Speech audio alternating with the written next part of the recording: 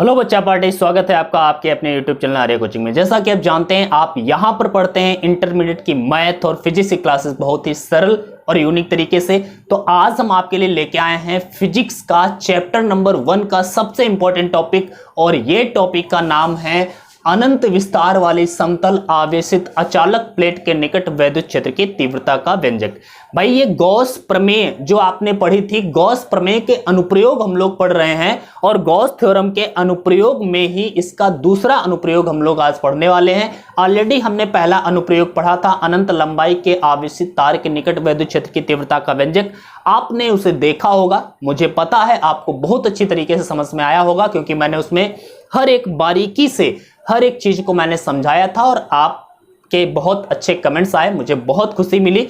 इसीलिए मैं कहता हूं कि अगर आप कोई भी डेरिवेशन सीखने वाले हैं, उससे पहले जो आपको बेसिक्स उसके बारे में जानने की जरूरत है, वो आपके लिए सबसे इंपॉर्टेंट चीज होती है। ठीक है, तो आज भी हम लोग क्या करने वाले हैं, इस डेरिवेशन को विस्तार से समझेंगे, लेकिन समझने के लिए सबसे पहले आपको जो छोटी छोटी बातें पता होनी चाहिए उनके बारे में मैं आपको बताऊंगा, उसके बाद में इस डेरिवेशन की चर्चा करूंगा। ठीक है, चलो शुरू करते हैं आज की क्लास। लेकिन आज की क्लास को शुरू करने से पहले एक बार जरूर कहूंगा कि अगर आपने इस चैनल को सब्सक्राइब नहीं किया है तो सब्सक्राइब कर लीजिएगा, बेल आइकन को जरूर प्रेस करिए, जिससे आपको आने वाले वीडियोस का नोटिफिकेशन मिलता रहे और आप अच्छे से पढ़ाई कर सकें। ठीक है, चलो।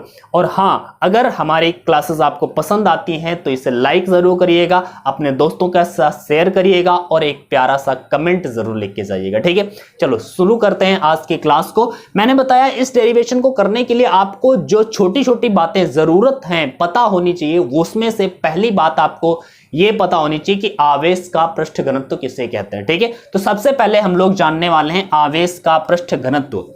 यहां पर ध्यान से देखते हैं, आवेश का पृष्ठ घनत्व होता क्या है। तो आवेश का पृष्ठ घनत्व की बात करते हैं, पृष्ठ घनत्व। ठीक है, आवेश का पृष्ठ घनत्व क्या होता है, याद रखिए बच्चों।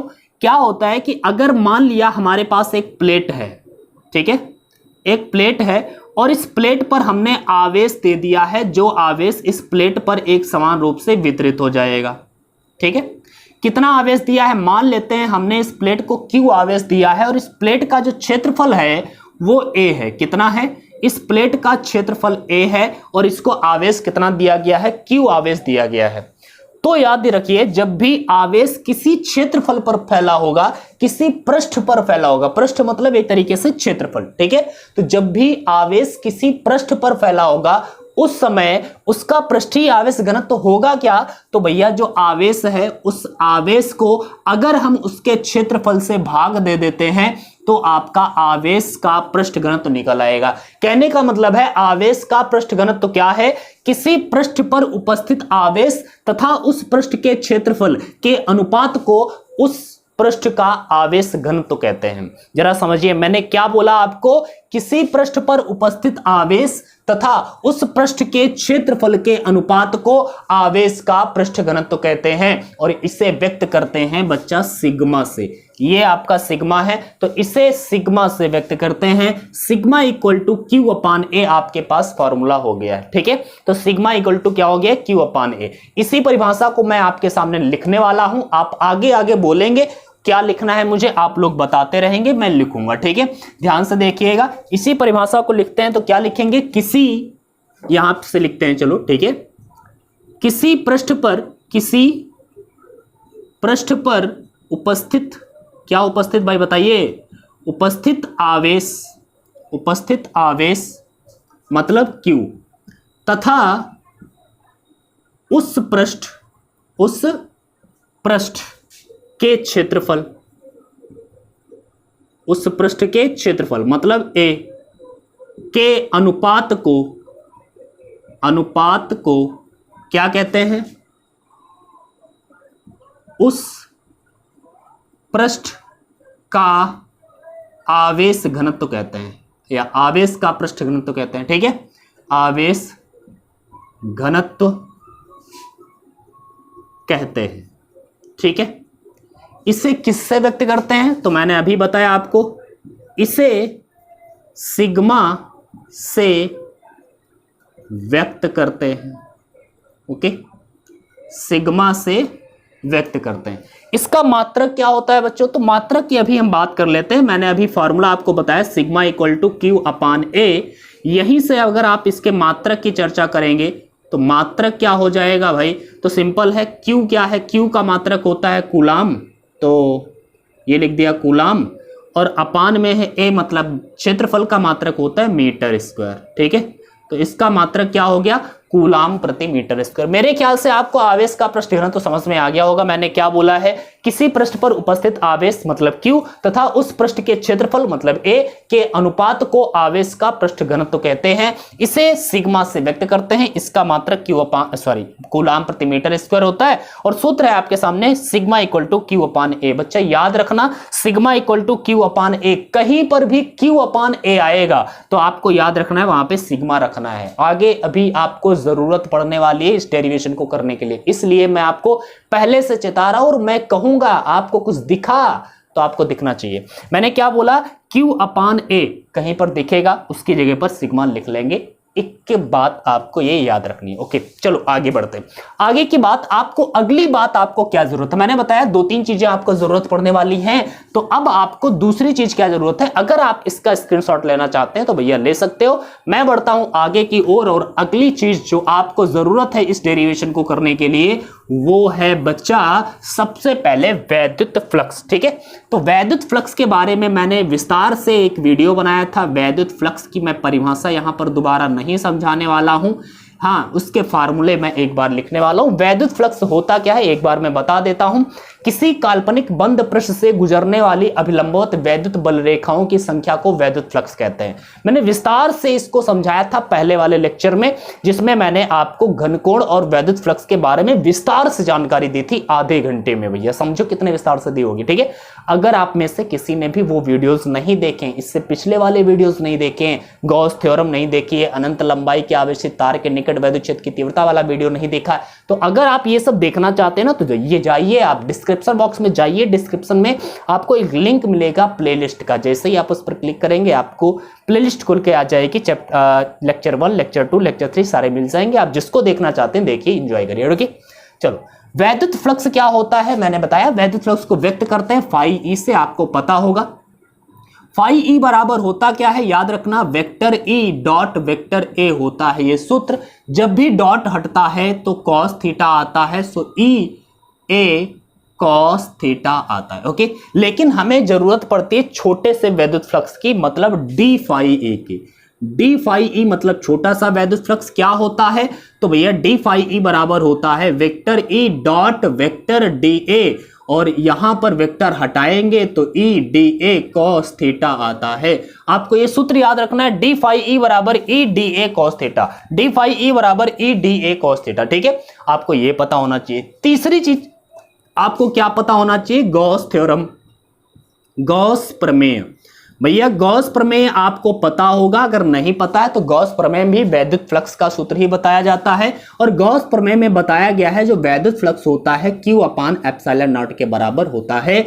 ये आपको समझाया जाता है गॉस प्रमेय में। भैया देखो गर्मी भयंकर है और क्या कर रहे हैं, आपके लिए हम मेहनत कर रहे हैं। ठीक है, और रात के बज रहे हैं 10, और इस समय आपके लिए मैं वीडियो शूट कर रहा हूं, तो इसका मतलब है मेहनत तो हम कर रहे हैं। आपका फर्ज बनता है इस वीडियो को लाइक कर देना, अपने दोस्तों के साथ शेयर कर देना, व्हाट्सएप स्टेटस पर लगा देना लिंक को। ठीक है, और साथ ही साथ में आपको क्या करना है, इस वीडियो को लाइक करके जाना है। ठीक है, प्यारा सा कमेंट कर देना, क्योंकि आप जब कमेंट करते हैं ना, मैं पढ़ता हूं, मजा आता है सच में, कमेंट पढ़ के मुझे बहुत मजा आता है। तो भैया कमेंट जरूर कर दिया करो। चलो अगर समझ में आता है यार, कमेंट कर दिया करो। ठीक है, चलो मैंने इतनी बात बता दी। मैंने बता दिया है आपको कि सबसे पहले मैंने आपको आवेश के पृष्ठ घनत्व के बारे में बताया कि सिग्मा इक्वल टू क्यू अपान ए होता है। उसके बाद में वैद्युत फ्लक्स के बारे में बताया, डी फाई ई बराबर e d a cos theta, ये सूत्र याद रखना है। साथ ही साथ में गॉस प्रमेय का कथन ये याद रखना है, phi E equal to Q upon epsilon naught. अगर इतनी बातें पता हैं तो इस डेरिवेशन को आप अच्छे से समझने वाले हैं, नो प्रॉब्लम, आसानी से समझेंगे। चलो शुरू करते हैं आज का डेरिवेशन। जो आपका डेरिवेशन बहुत इंपॉर्टेंट है भैया, ध्यान से देखिएगा। यहां पर क्या करना है, एक अनंत विस्तार की एक आवेशित अचालक प्लेट लेना है। तो इसी प्रकार से हम एक प्लेट ले लेते हैं। ठीक है, मान लिया ये हमारी एक प्लेट है। ठीक है, ये एक प्लेट है। जिसको हम आवेश दे देते हैं, एक समान रूप से इसको आवेशित कर देते हैं। तो इस तरह से हम इसको आवेशित कर रहे हैं। ठीक है, ध्यान से देखना, ऐसे ही आपको चित्र बना लेना है अपनी कॉपी में, ऐसे चित्र बनाना है। तो सबसे पहले हमने क्या लिया है, एक प्लेट ले ली है, आवेशित अचालक प्लेट ले ली है। इसके पास में, अच्छा ये प्लेट रखी कैसे, ध्यान से देखना, ये प्लेट इस तरह से आज नहीं रखी हुई है, ये प्लेट इस तरह से रखी है। ऐसे आप इमेजिन करिए दिमाग में, भैया यहां पर आपको मैंने दिखा दिया ऐसे, ऐसे नहीं है, ये प्लेट ऐसे रखी है, इसका क्षेत्र इधर है और ये क्षेत्र इधर है। ठीक है, दो पृष्ठ इस तरह से पृष्ठ बन रहे हैं, इधर पृष्ठ है, इधर पृष्ठ है, बात क्लियर है। ये प्लेट इस तरह से नहीं है, ऐसे क्षेत्र नहीं है, बात क्लियर है। तो इस तरह से आप इमेजिन करिए अपने दिमाग में कि इस तरह से प्लेट रखी है और इसके पास में एक बिंदु है, इसके पास में एक बिंदु है, यहां पर मान लेते हैं एक बिंदु है P। ठीक है, एक बिंदु है P। क्या करना है, इस बिंदु P, इधर साइड में हमने एक बिंदु P ले लिया है, अरे यार इधर साइड में एक बिंदु P ले लिया है, इसी प्रकार इधर साइड में एक बिंदु P ले लेंगे। ठीक है, तो इधर साइड में भी इसके सामने उतनी ही दूरी पर, जितनी दूरी पर उधर लिया है उतनी ही दूरी पर इधर साइड में भी एक बिंदु P डैश ले लिया। चलो P ये है, P डैश ये है। अब P और P डैश को अक्ष मान करके एक बेलनाकार गॉसियन पृष्ठ की कल्पना हम लोग करेंगे। ध्यान से देखिएगा, P और P डैश को अक्ष मान करके बेलनाकार गॉसियन पृष्ठ की कल्पना करने वाले हैं। ठीक है, इस तरह से। ठीक है, मतलब ये समझो कि ये एक पृष्ठ है, एक कागज है या प्लेट है, प्लेट के इधर साइड में एक बिंदु P है, एक इधर साइड में बिंदु P है, P और P डैश इसको छेद करके एक लाइन जाएगी, मान लिया, उस लाइन को अक्ष मान करके हमने बेलनाकार गॉसियन पृष्ठ की कल्पना करनी है। एक बेलन इसके भीतर गया, इधर से निकला है, तो यहां से अंदर घुस गया, इधर साइड में निकला। ये आप सोचिए, आप इमेजिन करिए अपने दिमाग में इस तरह से। ठीक है, ओके, तो मैंने क्या किया है, एक प्लेट ली थी। ठीक है, एक प्लेट का नाम दे देते हैं ABCD। ठीक है, ABCD एक प्लेट है जिस पर आवेश दे दिया है हमने Q आवेश दे दिया है। फिर हमने क्या किया है, इस प्लेट से कुछ दूरी पर, इस प्लेट से कुछ दूरी पर एक बिंदु P लिया और यहां पर वैद्युत क्षेत्र ज्ञात करना है। इसके लिए हमने क्या किया है, बिंदु P के दूसरी ओर, प्लेट के दूसरी ओर उतनी ही दूरी पर एक बिंदु P डैश ले लिया। P और P डैश को अक्ष मान करके एक बेलनाकार गॉसियन पृष्ठ की कल्पना की है। इस लाइन को आप लिख सकते हैं और मैं यहां पर लिख के आपको दिखा देता हूं। सबसे पहले क्या लिखेंगे, माना ABCD एक आवेशित अचालक प्लेट है, आवेशित अचालक प्लेट है। ठीक है, जिससे कुछ दूरी पर एक बिंदु P है, जहां क्या करना है, वैद्युत क्षेत्र ज्ञात करना है। ठीक है भाई, क्या करना है, वैद्युत क्षेत्र बिंदु P पर ज्ञात करना है। इसके लिए हम क्या करेंगे, इसके लिए प्लेट के दूसरी ओर समान दूरी पर एक बिंदु P डैश लेते हैं। ठीक है, बिंदु क्या लिया, एक P डैश लेते हैं तथा P डैश को अक्ष मानकर, P डैश को अक्ष मानकर एक बेलनाकार गॉसियन मार्कर बदल लेते हैं भाई। ठीक है, गॉसियन पृष्ठ की कल्पना करते हैं। ओके, कर लिया भाई। अब जरा सोचिए, ये बेलनाकार गॉसियन पृष्ठ है, इस तरह से रखा हुआ है, इसके इस वाले पृष्ठ पर बिंदु P है, इस वाले पृष्ठ पर P डैश है, तो ये दोनों समतल पृष्ठ हैं, ये वाला वक्र पृष्ठ है, इधर और इधर लेकर। ठीक है, बात क्लियर। ओके, अब इन तीनों पृष्ठों पर हम क्या करेंगे, छोटे छोटे क्षेत्रफल अवयव मान लेंगे। हमने हमेशा यही हर डेरिवेशन में, पिछले वाले डेरिवेशन में भी किया था। तो यहां पर P के चारों ओर छोटा सा क्षेत्रफल अवयव ले लिया। इसका डायरेक्शन क्या होगा? तो इस क्षेत्रफल का डायरेक्शन भैया यहां पे अगर पृष्ठ है बिंदु P, तो यहां पर जो क्षेत्रफल लेंगे उसका डायरेक्शन ये होगा, और आवेश इधर है तो उसका भी, वैद्युत क्षेत्र का भी डायरेक्शन सेम होगा, और सेम होगा तो इसका मतलब है कोण यहां पर क्या होगा? 0 डिग्री। बात क्लियर हुई? ओके, इधर भी अगर हम बात करें, जो P डैश बिंदु है आपका, यहां पर हम दिखा देते हैं, P डैश यहां पे लिख दिया मैंने। यहां पर एक छोटा सा क्षेत्रफल ले लिया है, इसका डायरेक्शन इस दिशा में होगा, सिंपल बात है, आपको समझ में आ रहा होगा। और यहां पर वैद्युत क्षेत्र का भी डायरेक्शन ये होगा, ठीक है। ओके, तो यहां पर जो कोण होगा आपका, यहां पर भी 0 होगा। ओके, अब वक्र पृष्ठ पर कोई बिंदु ले लीजिएगा, ठीक है। P डैश, P डैश, यहां पर यार Q ले लेते, चलो Q बिंदु ले लिया। यहां पर जो छोटा सा क्षेत्रफल लेंगे उसका डायरेक्शन ये होगा dA का, और आवेश इधर है तो वैद्युत क्षेत्र का डायरेक्शन यही होगा, ठीक है। और यहां पर कोण क्या होगा? 90 डिग्री। मैंने पिछले वाले वीडियो में, अगर आपने पिछला वाला वीडियो देखा होगा, आपको क्लियर होगा कि जहां पर कोण 90 डिग्री होता है वहां से फ्लक्स गुजरता ही नहीं है। और अभी हम लोग फिर देखने वाले हैं, अच्छे से समझ में आ जाएगा भैया। हम आपको अच्छे से समझाएंगे। मैंने कहा ना, आपको कॉन्सेप्ट समझना है, रटना नहीं है। रट्टाफिकेशन तो मना है, इस चैनल पर रट्टाफिकेशन मना है। और अगर आप समझ करके, फील करके पढ़ेंगे फिजिक्स को, तो डेफिनेटली प्यार हो जाएगा यार। फिजिक्स से प्यार करना सीखो, समझने का सब्जेक्ट है, अंडरस्टैंडिंग वाला ही सब्जेक्ट है, रटने वाला सब्जेक्ट नहीं है। क्योंकि रट तो ही सकते ही नहीं है भैया, डेरिवेशन यार रट सकते हो क्या? कभी रट ही नहीं सकते। जरा समझो और कॉन्सेप्ट को समझना। अब बस कहानी खत्म होने वाली है, ठीक है। मैंने क्या किया है, अभी तक कुछ नहीं किया है ज्यादा कुछ। मैंने क्या किया है भैया, एक प्लेट बनाई है ABCD, आवेशित कर दिया है, बिंदु P ले लिया है, दूसरी ओर P डैश ले लिया है, PP डैश को अक्ष मान करके एक बेलनाकार गॉसियन पृष्ठ ले लिया है। इसी कहानी को हमने यहां पर लिख लिया है।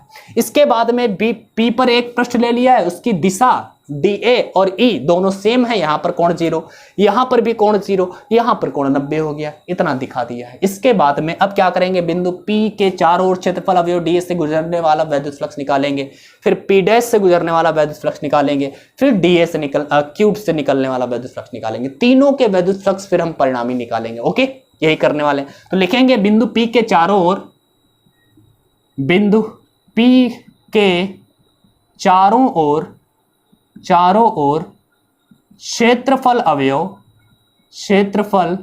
अवयव, भैया बोर्ड हिल रहा है हल्का, अवयव DA से निर्गत वैद्युत फ्लक्स, ठीक है। बिंदु P के चारों ओर क्षेत्रफल अवयव DA से निर्गत वैद्युत फ्लक्स की अगर बात करेंगे तो d फाई p करोगे आप, d फाई p, फार्मूला मैंने बताया था ना, d फाई p बराबर में vector E dot vector DA होता है। वेक्टर हटाते हैं तो जरा बताओ क्या आता है? कॉस आता है, थीटा आता है। थीटा की जगह पर P वाले की जगह पर 0 रखोगे तो भाई आपके पास जो d फाई p आएगा वो E इंटू DA, कॉस 0 का मान 1 होता है, इसलिए E DA केवल रहेगा। बात क्लियर हुई? इसके बाद में P डैश से गुजरने वाला वैद्युत फ्लक्स, तो लिखेंगे बिंदु P डैश के चारों ओर, भैया वही वाली लैंग्वेज, चारों ओर क्षेत्रफल अवयव DA से निर्गत वैद्युत फ्लक्स, ये आप लिख लेना आगे, ठीक है। क्या हो जाएगा, d फाई p डैश वाले के निकाल रहे हैं तो d फाई p डैश लिख दिया। बराबर में फार्मूला आपका वही होना है, E DA cos theta, theta की जगह पर यहां पर भी भैया 0 ही है, ठीक है, तो ये 0 रहेगा। तो इसका मतलब है d फाई p डैश बराबर में भी क्या आएगा, E इंटू DAE आएगा। ओके, अगेन अब क्या करोगे, Q वक्र पृष्ठ पर जो बिंदु है, ठीक है, तो बिंदु Q से गुजरने वाला वैद्युत फ्लक्स, तो लिख देंगे यही बात, बिंदु Q के चारों ओर क्षेत्रफल अवयव DA से, यही वाली लाइन लिखना है यार, ठीक है, बस बिंदु बदल देना है।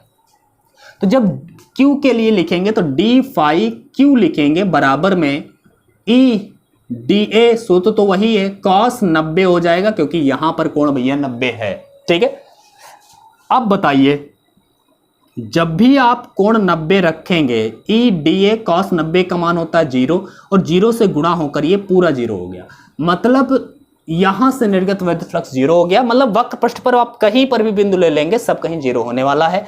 यहां पर 0 नहीं होगा, E DA हो गया और यहां पर भी E DA हो गया, ठीक है। अब हम क्या करेंगे, हमने छोटे छोटे पृष्ठ ले लिए हैं हर पृष्ठ पर, ठीक है। अब हम क्या करने वाले हैं, तो भाई संपूर्ण गॉसियन पृष्ठ से निर्गत वैद्युत फ्लक्स निकालते हैं। गर्मी बहुत तेज है भैया, लाइक करते ना यार, मेहनत आपके लिए करते हैं, रात में जग करके वीडियो बनाते हैं, समय नहीं मिलता है, समय व्यस्तता है दिन में, इसलिए हम वीडियो शूट नहीं कर पाते हैं, रात में आपके लिए वीडियो बना रहे हैं। इसलिए भाई हाथ जोड़ के निवेदन है, लाइक कर देना, शेयर कर देना और अच्छा सा एक प्यारा सा कमेंट जरूर छोड़ देना, क्योंकि आपके कमेंट से मुझे एनर्जी मिलती है और उसी एनर्जी के साथ मैं आज ये मतलब डेली इतनी रात में आपके लिए वीडियो शूट करते हैं। चलो शुरू करते हैं। मैंने क्या बताया है, इस पृष्ठ पर एक बिंदु ले लिया, इस पृष्ठ पर ले लिया, वक्र पृष्ठ पर ले लिया। अब हम संपूर्ण गॉसियन पृष्ठ से निर्गत वैद्युत फ्लक्स निकालेंगे, तो लिखेंगे संपूर्ण गॉसियन पृष्ठ से निर्गत क्या, वैद्युत फ्लक्स।